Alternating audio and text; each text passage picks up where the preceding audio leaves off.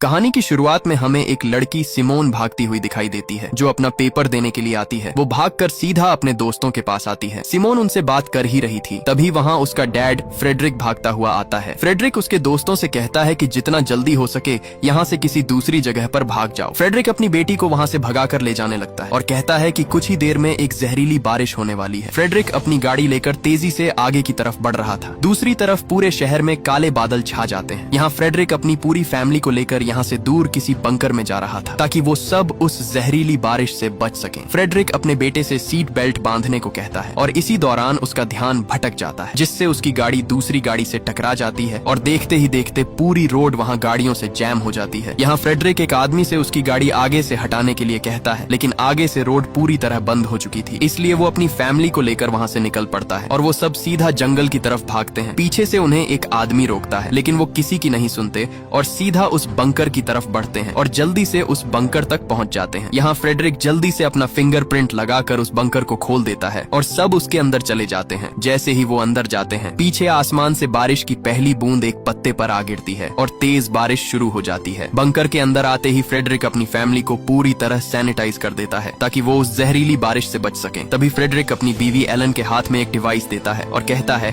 कि इस डिवाइस में बंकर से जुड़ी सब मालूमात है। तभी फ्रेडरिक एक सूट पहनकर बाहर जाने के लिए तैयार हो जाता है। जाने से पहले फ्रेडरिक अपनी बेटी सिमोन से कहता है कि मुझे हर हाल में बाहर जाना होगा क्योंकि मैं ही इस जहरीली बारिश को रोक सकता हूँ और अगर इसको रोका ना गया तो कोई भी जिंदा नहीं बचेगा। लेकिन आगे से सिमोन उसे बाहर जाने से मना करती है, लेकिन फ्रेडरिक उसे कहता है कि मैं वादा करता हूँ हर हाल में वापस आऊंगा। वो उसे अपने भाई का ख्याल रखने के लिए कहता है और वहाँ से चला जाता है। उसके जाते ही सिमोन अपने मोबाइल पर देखती है तो वहाँ उसके दोस्त भी मुसीबत में थे क्योंकि उसके दोस्तों के माँ बाप भी उस जहरीली बारिश की वजह से मारे जा चुके थे। ये देखकर वो बहुत घबरा जाती है। इधर एलन बच्चों के लिए चॉकलेट बना रही थी, लेकिन उसके चेहरे और कांपते हुए हाथों से साफ पता चल रहा था कि उसके अंदर भी खौफ बढ़ता जा रहा था। इसी दौरान उस बंकर का दरवाजा जोर जोर से कोई पीटने लगता है। यहाँ एलन उन्हें मना करती है और बताती है कि अगर तुम्हारे डैड होते तो वो खुद अपना फिंगरप्रिंट लगाकर अंदर आ जाते, इसलिए वो उन्हें उस आवाज को नजरअंदाज करने के लिए कहती है। लेकिन आगे से सिमोन अपनी माँ से कहती है कि हमें देखना चाहिए, क्या पता वो हमारे डैड ही हों। इसलिए वो तुरंत आकर उस बंकर का दरवाजा खोल देती है और उसके सामने वही आदमी खड़ा हुआ था जो पहले उन्हें जंगल के अंदर जाने से रोक रहा था। वो आदमी उस बारिश में पूरी तरह भीगकर इन्फेक्टेड हो चुका था और इसी दौरान वो सिमोन के भाई को पकड़कर बाहर खींचता है, लेकिन तभी एलन वहाँ भागकर उस आदमी पर कूद जाती है और इसी दौरान उस जहरीली बारिश की वजह से वो वहाँ तड़पने लगती है। वो दोनों को जल्दी अंदर जाने के लिए कहती है, इसलिए सिमोन तुरंत उस बंकर का दरवाजा बंद कर देती है। अपनी माँ को मरते देखकर वो वहाँ फूट फूट कर रोने लगते हैं क्योंकि अब उनकी माँ उनके बीच नहीं रही। तभी सिमोन अपने डैड को कॉल करती है, लेकिन उसका डैड उसकी कॉल नहीं उठा रहा था, मतलब वो भी किसी खतरे में है। इसके बाद वो अपने भाई को रात के लिए सुला देती है। अगले दिन सिमोन का भाई वही डिवाइस देखता है जो उसके डैड ने उसकी माँ को दी थी। जब सिमोन उसे देखती है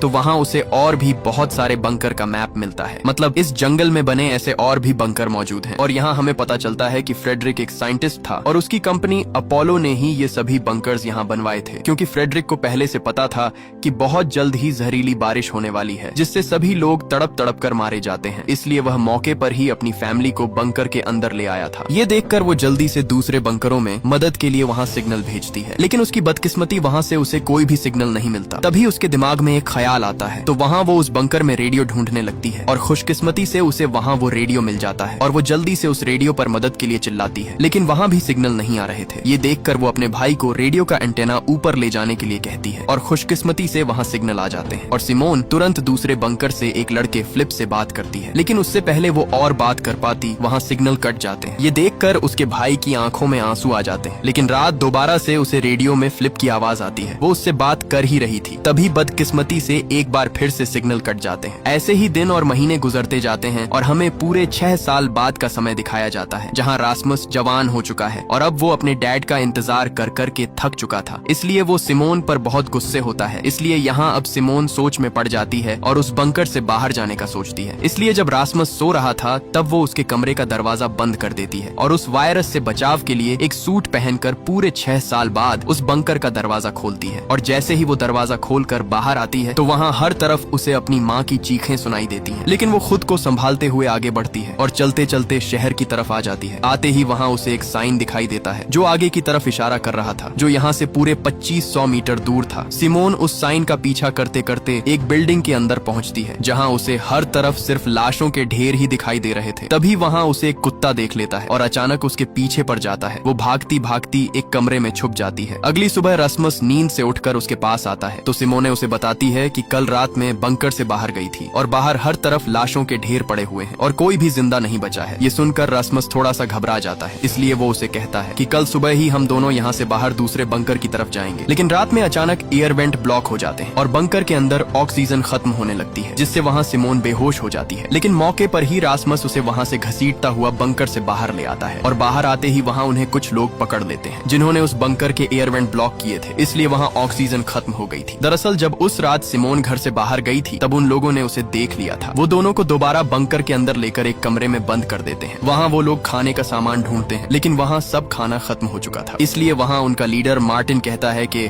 उन दोनों को यहीं अकेला सड़ने के लिए छोड़ दो और फिर सब वहाँ से जाने लगते हैं। लेकिन तभी सिमोन वहाँ उसे आवाज लगाती है और उसे बताती है कि मुझे ऐसे और भी बंकरों के बारे में पता है, लेकिन उनकी लोकेशन सिर्फ और सिर्फ मुझे ही पता है और उन बंकरों में ढेर सारा खाना पड़ा हुआ है। ये सुनकर मार्टिन सोच में पड़ जाता है और उन दोनों को अपने ग्रुप में शामिल कर लेता है। इसके बाद वो सब वहाँ से आगे बढ़ते हैं और थक हार कर वो एक जगह पर आराम करते हैं। यहाँ मार्टिन सिमोन को बताता है कि शायद हम ही इस दुनिया में अकेले बचे हैं, क्योंकि बाहर पूरी दुनिया उस जहरीली बारिश की वजह से तबाह हो चुकी है और जो लोग बचे हैं वो एक दूसरे को मार रहे हैं क्योंकि सब खाना खत्म होता जा रहा है। इसलिए मैं वहाँ खाना ढूंढने के लिए आया था और मुझे मजबूरन तुम्हें बंदी बनाना पड़ा। इसके बाद सीन कट होता है और हमें मार्टिन दिखाया जाता है क्योंकि वह सोल्जर था। वहाँ उसे एक औरत को मारने का कहा गया था जो उस बारिश से इन्फेक्टेड हो चुकी थी, लेकिन मार्टिन उस औरत के हाथ में बच्चा देखकर उस पर शूट नहीं कर पाता और उस इन्फेक्टेड औरत की वजह से उसके सारे साथी उस वायरस की चपेट में आ गए और उस औरत के साथ साथ सब मारे जाते हैं। लेकिन वह मौके पर अपनी जान बचाकर वहाँ से भाग निकला था। इसके बाद सीन प्रेजेंट में आता है जहाँ वे सब दूसरे बंकर्स की तरफ बढ़ रहे थे, लेकिन तभी वहाँ मार्टिन को कुछ शिकारी दिखाई देते हैं जिसे देखकर वह तुरंत नीचे छुप जाते हैं। वो शिकारी अपना ड्रोन वहाँ उड़ाते हैं और अचानक उन्हें एक लड़की भागती हुई दिखाई देती है। वो उसे पकड़ने के लिए उसके पीछे भागते हैं। इसी का फायदा उठाकर मार्टिन सबको वहाँ से जाने के लिए कहता है, लेकिन सिमोन उसे मना कर देती है और कहती है कि हमें उस लड़की की जान बचानी चाहिए। इसलिए न चाहते हुए भी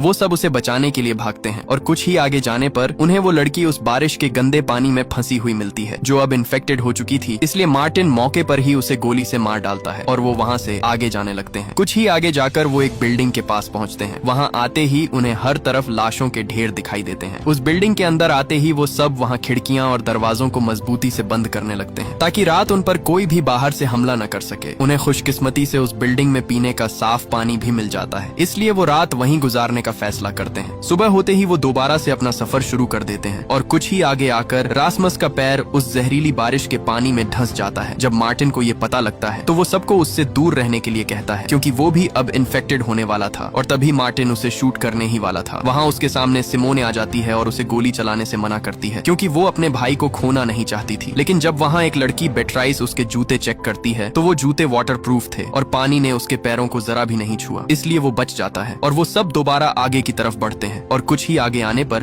उन्हें वो दूसरा बंकर मिल जाता है। यहाँ सिमोन जल्दी से अपना फिंगरप्रिंट लगाकर उस दरवाजे को खोल देती है। जैसे ही वे अंदर जाते हैं तो वहाँ उन्हें खाने का ढेर सारा सामान मिल जाता है जिससे वे सब कई दिनों के बाद अपना पेट भरते हैं। इधर सिमोन को एक मोबाइल मिलता है जहाँ उसे फ्रेडरिक के बॉस की एक वीडियो मिलती है। उसमें उसका बॉस उसे इमरजेंसी में स्वीडन आने के लिए कह रहा था। वो ये भी बताता है कि तुम ही सिर्फ एक ऐसे इंसान हो जो इस जहरीली बारिश को रोक सकते हो। इसीलिए सिमोन वो वीडियो मार्टिन को दिखाती है और कहती है कि हो ना हो मेरे डैड जरूर स्वीडन में ही होंगे। वो मार्टिन से कहती है कि हमें आज ही स्वीडन चलना चाहिए, लेकिन मार्टिन उसे साफ साफ मना कर देता है और बताता है कि मुझे नहीं लगता कि वहाँ कोई जिंदा होगा क्योंकि हमारे अलावा यहाँ कोई भी नहीं बच पाया। इसलिए वो वहाँ से चला जाता है। लेकिन सिमोन को अभी भी अपने डैड की फिक्र थी, इसलिए वो दोनों बहन भाई उसी दिन वहाँ से आगे की तरफ निकल पड़ते हैं। इधर बिएट्रिस और उसकी दोस्त आकर सिमोन और रास्मस के बारे में पूछती हैं। आगे से मार्टिन उनसे कहता है कि वो दोनों स्वीडन अपने डैड को ढूंढने के लिए निकल गए। ये सुनकर वो दोनों भी मार्टिन को अकेला छोड़कर वहाँ से चले जाते हैं और उन्हें ढूंढने के लिए आगे बढ़ते हैं। कुछ ही आगे आकर वो सिमोन और उसके भाई रास्मस दोनों को ढूंढ लेते हैं। इधर मार्टिन और पैट्रिक ही सिर्फ उस बंकर में अकेले रह जाते हैं, इसलिए मार्टिन बहुत गुस्से में होता है। यहाँ सब दोस्त एक बार फिर से आगे बढ़ते हैं और एक बिल्डिंग में अपना पेट भर के खाना खाते हैं। वो खाना खाकर बैठे ही थे तभी वहाँ वो शिकारी आ जाते हैं, जिसे देखकर वो सब वहाँ से उल्टे पैर भाग निकलते हैं। लेकिन इधर भागते समय सिमोन बाकी दोस्तों से बिछड़ गई थी। वो उन्हें ढूंढते ढूंढते एक जगह आ पहुँचती है जहाँ उसे एक बच्चा खड़ा दिखाई देता है। लेकिन तभी उसे आसमान पर घने काले बादल बढ़ते हुए दिखाई देते हैं, इसीलिए वो उस बच्चे को लेकर वहाँ से भाग जाती है। वो बच्चा वहाँ भूख खत्म करने के लिए गोलियां लेने लगता है, लेकिन तभी सिमोन उसे कुछ खाना दे देती है और इसी दौरान उस बच्चे का बाप वहाँ आ जाता है और वो सिमोन को शिकारी समझकर अपना बच्चा लेकर वहाँ से चला जाता है। और जैसे ही वो बाहर आता है वहाँ उसे वो शिकारी घेर लेते हैं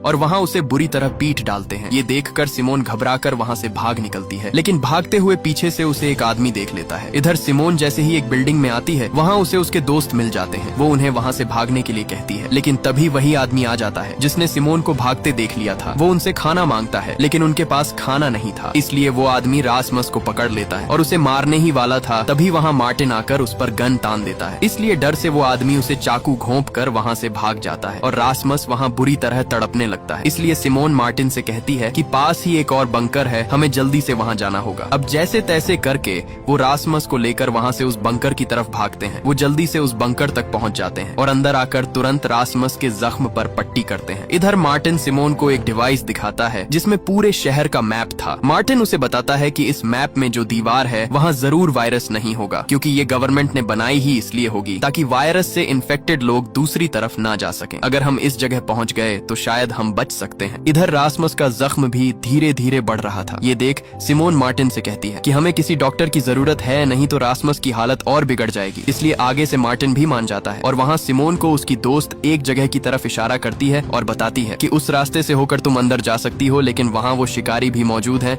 वो तुम्हें कभी भी पकड़ सकते हैं। लेकिन सिमोन के पास अपने भाई को बचाने के लिए कोई और रास्ता नहीं था, इसलिए वो वहाँ से आगे की तरफ बढ़ती है। लेकिन तभी ऊपर से एक ड्रोन उसे चेस करने लगता है, जिससे बचकर वो जल्दी से एक बिल्डिंग के अंदर आ जाती है और इसी दौरान वहाँ वो शिकारी पहुंच जाते हैं और वो उसे गन पॉइंट पर ले लेते हैं। लेकिन तभी वहाँ सिमोन के दोस्त आकर उन्हें ढेर कर देते हैं। यहाँ मार्टिन उनसे उस दीवार के बारे में पूछता है, लेकिन वो आगे से साफ साफ इनकार कर देता है। इसी दौरान वहाँ जीन नाम का एक लड़का उस शिकारी के बाजू पर लगा एक सांप का टैटू देखता है, जिसे देखकर उसके अंदर एक अजीब सा डर बैठ जाता है और वो तुरंत मार्टिन से कहता है कि इन सब को मार डालो। इसलिए मार्टिन अपनी गन रिलोड करके उन्हें वहीं पर मार डालता है और वो सब रासमस को वहाँ से लेकर उसी डॉक्टर की तरफ बढ़ते हैं। वो आगे बढ़ ही रहे थे, तभी वहाँ जीन के दिमाग में उसी टैटू के बारे में ख्याल आता है। इसी के साथ सीन फ्लैशबैक में जाता है, जहाँ जीन एक घर पर रह रहा था। वहाँ 3 लोग थे, जिनमें एक छोटी लड़की और उसकी माँ और पिता थे। क्योंकि जीन की माँ और पिता उस वायरस से मारे गए थे, इसलिए उसे एक घर में पनाह मिल गई थी। एक दिन जब जीन उस घर में काम कर रहा था, तभी वहाँ शिकारियों की एक गाड़ी आती है। तब वो उस लड़की का बाप जाकर बाहर देखता है, तो वो शिकारी उससे कोई बात पूछते हैं, लेकिन वो आगे से मना कर देता है और बात न बताने पर वो उसे वहीं पर गोली मार डालते हैं। इधर जीन भी उन्हें एक सुराख से देख रहा था। तभी वहाँ उसे वही आदमी दिखाई देता है जिसके हाथ में सांप वाला टैटू छपा हुआ था। ये देखकर जीन उस लड़की का मुंह जोर से दबाकर बंद कर देता है ताकि उसकी आवाज वो शिकारी न सुन ले। इसी दौरान वो शिकारी उस लड़की की माँ को भी पकड़कर वहाँ से ले जाते हैं। जब वो चले जाते हैं तब जीन उस लड़की के मुंह से हाथ हटा देता है, लेकिन जब वो देखता है तो वहाँ वो लड़की अपना दम तोड़ चुकी थी। ये देखकर जीन अंदर से पूरी तरह टूट जाता है। इसके बाद सीन प्रेजेंट में आता है, जहाँ वे सब एक जगह पर पहुँचते हैं। वहाँ वे ड्रोन की मदद से उस डॉक्टर के घर का पता लगाते हैं और पता लगाकर वो उस डॉक्टर के घर तक पहुँच जाते हैं और तभी वो उस डॉक्टर के घर का दरवाजा खटखटाते हैं। तभी वो डॉक्टर बाहर निकलकर उन पर गन तान देती है, लेकिन जैसे तैसे करके सिमोन उसे शांत करती है और मौके पर ही मार्टिन उसे सब कुछ बता देता है कि उन्हें उसकी मदद की बहुत जरूरत है। इसलिए वो उनकी मदद के लिए तैयार हो जाती है और वो डॉक्टर रासमस के जख्म पर टांके लगा देती है। इसी दौरान वो उसे बताती है कि रासमस का जख्म अभी पूरी तरह ठीक नहीं हुआ, इसलिए हमें इसे टेटेनस का इंजेक्शन लगाना होगा। वो उनसे कहती है कि इंजेक्शन के लिए हमें एक बंकर में जाना होगा जो उसके घर के पास ही है। इसलिए वो तीनों उसी बंकर की तरफ बढ़ते हैं और आते ही सिमोन को वही बंकर दिखाई देता है जो उसके डैड की कंपनी अपोलो का था। डॉक्टर उसे बताती है कि मैं भी अपोलो कंपनी में काम करती थी, इसलिए मुझे भी यही बंकर दिया गया। अंदर आते ही वो डॉक्टर सिमोन के लिए एक इंजेक्शन तैयार करती है और उसे एक बेड पर बांध देती है। तभी वो डॉक्टर सिमोन को धक्का देकर उसे भी एक रस्सी से बांध देती है। वो उसे बताती है कि तुम्हारे ही डैड फ्रेडरिक की वजह से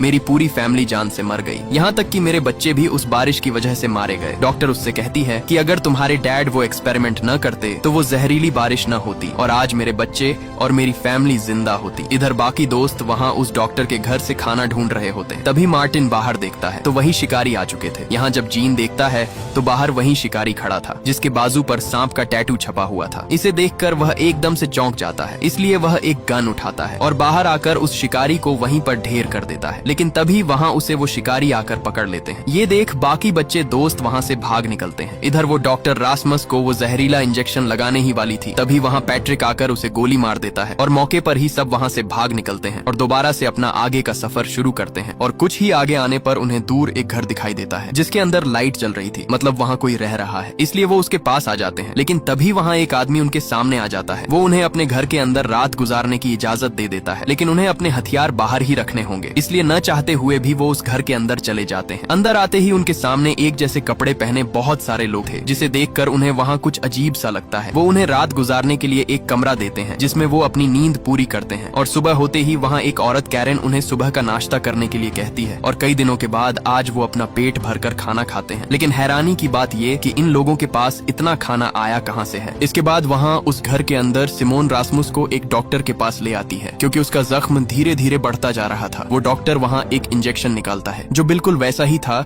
जो पहले उस डॉक्टर के पास था जो इन्हें मारना चाहती थी। इसलिए ये देखकर सिमोन उसे मना कर देती है और कहती है कि रासमुस को बेहोश किए बिना उसका इलाज करे। इसलिए वो डॉक्टर उस इंजेक्शन को साइड पर रख देता है, और जब उस डॉक्टर का ध्यान रासमुस की तरफ जाता है तो मौके पर ही सिमोन वहाँ से एक इंजेक्शन को अपने पास छुपा लेती है। वो जल्दी से उन इंजेक्शन को चेक करने लगती है। चेक करते ही उसे पता चलता है कि ये अपोलो कंपनी के ही इंजेक्शन थे। रात को सब लोग खाना खा रहे थे, लेकिन इधर मार्टिन छुपकर पूरे घर की छानबीन कर रहा था। तभी वो एक फ्रिज को खोलता है तो वहाँ उसके सामने इंसान की कटी हुई बॉडी लटक रही थी, जिसे देखकर उसके पैरों तले जमीन ही खिसक जाती है। इधर वो आदमी सब दोस्तों को एक छोटा सा पैकेट देता है और सबसे कहता है कि अगर किसी के पैकेट में एक छोटा सा फूल आ गया तो उसको अपनी जान देनी होगी। मतलब यहाँ सब लोगों की भूख को मिटाने के लिए हम उसे काटने वाले हैं। ये सुनकर वो सब एकदम से चौंक जाते हैं। वो वहाँ से जाने की कोशिश करते हैं, लेकिन उन्हें फिर से बैठा दिया जाता है। तभी मौके पर मार्टिन आकर उस आदमी के मुंह पर मुक्का दे मारता है, लेकिन इसी दौरान वो डॉक्टर उसे गन पॉइंट पर ले लेता है। वो आदमी सबसे उनके पैकेट खोलने को कहता है। यहाँ धीरे धीरे सब अपना पैकेट खोलने लगते हैं, लेकिन आखिर में जब लीना अपना पैकेट खोलती है तो उसी के पैकेट से ही वो फूल निकल आता है, जिसे देखकर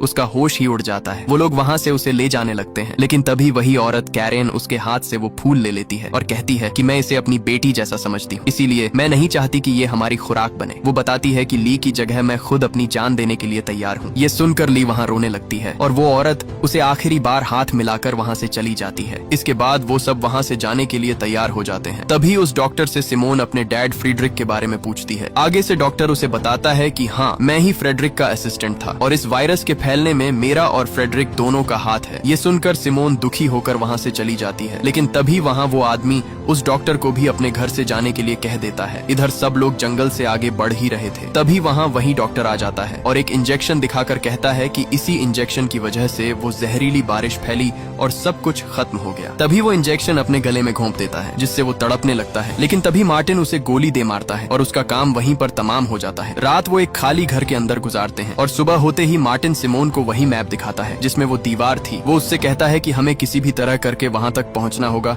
नहीं तो हमारा बचना मुश्किल है। इसलिए मार्टिन सबको वहाँ उस दीवार के पार चलने के लिए कहता है, लेकिन यहाँ रासमुस उसे मना कर देता है और कहता है कि मैं नहीं जा सकता क्योंकि मेरी तबीयत अभी बाहर जाने की नहीं है। लेकिन सिमोन अपने भाई को अकेला नहीं छोड़ना चाहती, इसलिए वो किसी एक को उसके पास रोकने के लिए कहती है। यहाँ बेट्रिस उसके पास रुकने के लिए तैयार हो जाती है। इसके बाद वो चारों वहाँ से निकल पड़ते हैं। कुछ ही आगे आने पर वहाँ उन्हें एक और बंकर मिल जाता है। उसके अंदर आते ही उन्हें वहाँ कुछ पेंटिंग्स बनी हुई दिखाई देती हैं। मतलब इस बंकर में कोई फैमिली रह रही थी। उनकी खुशकिस्मती कि उन्हें वहाँ भी बहुत सारा खाना मिल जाता है। इसी दौरान पैट्रिक को एक टैबलेट मिलता है जिसमें कुछ वीडियोस रिकॉर्ड थी। पैट्रिक जब वो टैबलेट सिमोन को देता है तब उसे पता चलता है कि इस जहरीली बारिश के पीछे उसके डैड फ्रेडरिक का भी हाथ था, जिसे देखकर उसे बहुत बुरा लगता है। वो तुरंत उस बंकर से बाहर निकलते हैं, लेकिन तब तक देर हो चुकी थी क्योंकि बाहर वो जहरीली बारिश शुरू हो चुकी थी। इसलिए वो दोबारा उसी बंकर में रात गुजारने का फैसला करते हैं। इधर सिमोन और पैट्रिक जब बातें कर रहे थे तब पैट्रिक उसे बताता है कि मेरा किसी को भी ख्याल नहीं है, यहाँ तक कि मार्टिन भी मुझे बहुत कुछ सुनाता रहता है। इसलिए वो एकदम से उठकर उस जहरीली बारिश में चला गया। यहाँ सिमोन उसे रोकने की कोशिश करती है, लेकिन तभी वो उसे धक्का देकर नीचे बारिश में गिरा देता है और वो भी अब पूरी तरह बारिश के अंदर भीग चुकी थी। इसी दौरान मार्टिन अपनी गन लेकर आ जाता है। वो उसे गोली मारने ही वाला था, तभी उसके सामने लिया आ जाती है। वो उसे गोली चलाने से रोकती है, लेकिन मार्टिन भी साफ साफ मना कर देता है। इसीलिए लिया भी उसके साथ बारिश में चली जाती है, लेकिन तभी वो देखता है कि बारिश का कोई भी असर उन पर नहीं हो रहा। तब वो अपनी गन नीचे कर देता है और उन्हें बंकर के अंदर भेज देता है। इधर रासमस और बिएट्रिस दोनों बैठे ही थे। तभी उस बारिश की एक बूंद बिएट्रिस पर जा गिरती है, जिसे देखकर उसके होश ही उड़ जाते हैं। वो वहाँ रोती है क्योंकि अब वो भी इन्फेक्टेड होने वाली थी। लेकिन रासमस उसे यकीन दिलाता है कि एक बूंद से कुछ भी नहीं होता, तुम बेफिक्र हो जाओ। इसलिए वो पूरी रात डर से गुजारती है। इधर जब मार्टिन को पता चलता है कि सिमोन खुद बारिश में नहीं गई थी, बल्कि उसे पैट्रिक ने जानबूझकर धक्का दिया था, इसलिए वो उस पर गुस्से होता है